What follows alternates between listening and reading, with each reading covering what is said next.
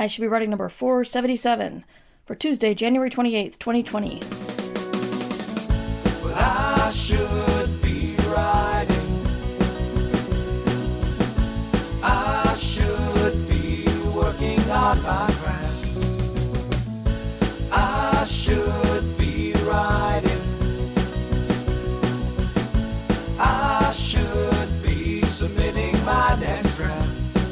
But I'm sitting home watching Doctor Who.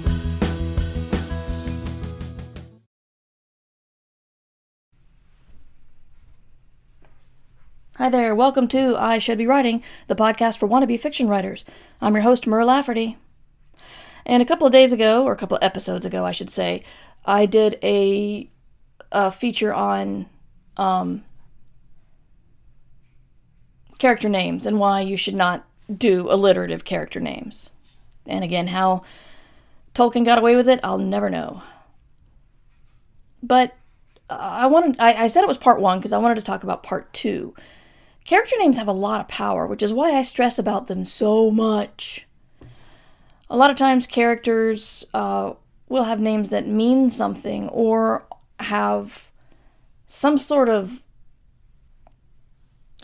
memorable aspect. I mean, even The Secret Life of Walter Mitty. Walter Mitty was a very boring man, but his name was memorable.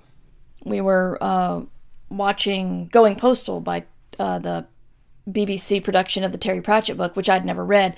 And there was a character in there called Guilt, G-I-L-T, and he represented the guilt that another character felt. There are a lot of ways to make character names interesting. It just takes me a lot of time to think about what those are. You can look for a character name in baby name websites are invaluable because they can tell you what names mean, where they come from. Perhaps you want an androgynous name. I just finished reading Gideon the Ninth, which was absolutely brilliant. It was an awesome book. It deserves all the praise that it was getting early on.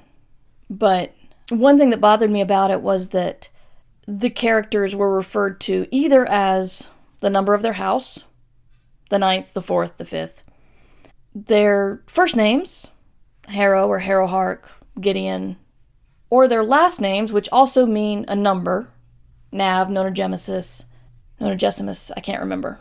Anyway, I was listening to it, not reading it, and many of them had titles. Lieutenant, Captain, Reverend Mother, Reverend Sister, whatever. And it took me a long time to get the people straight, because it's a story about the Emperor of the First House calling all of his necromancers and their cavaliers to come be his lictors. So we get introduced to two main characters, and then suddenly there's 14 more. And each of them has each of these names. And while the naming was brilliant, because clearly there's a lot of linguistics going on here with different ways to say numbers, it was still hard to follow, considering that each person had about 4 things they could be called in the narrative. And that's probably the only complaint I have about the book. The book is freaking brilliant, and I love it, and I highly recommend it to anybody. But since I'm talking about names, while the names are brilliant, a lot of just amazing cartwheels done to bring in all these different names that mean numbers. It was still hard to follow sometimes. But hey, still better than Tolkien with Sauron and Saruman. A lot of times I'll use baby name generators. I'll use the name generator in Scrivener, which it has one. Some ethnic names they have and some they leave out. For me, I use the beloved thing called TK. When I'm writing a narrative, I just want to get into the narrative, and I know who I'm talking about, even though they don't have a name. And I will say, in my book, I will write TK Uncle Dude, or TK Nurse, or TK Teacher. TK is a very useful thing for English speakers because there are very, very few words that have those two letters together. So if you put TK somewhere in your manuscript and then you search for it, it'll come right up. So if you ever forget a name or mess up a name or don't want to stop and try to figure out what the name's going to be, just put TK and then keep going. Or you can even put TK Bob, knowing that you need to change Bob's name. If you ever change a name, you got to be really careful. And when you do your search and replace, make sure you have a reader follow you. Maybe search for the first 3 letters of the offending word or the name you want to remove in case you spelled it wrong. And also, oh boy, when you, if you do that, make sure that your name doesn't appear within another word, because you can mess up words pretty amusingly. I'm sorry for the slight swear here. The only word that comes up to mind right now is, say, ass.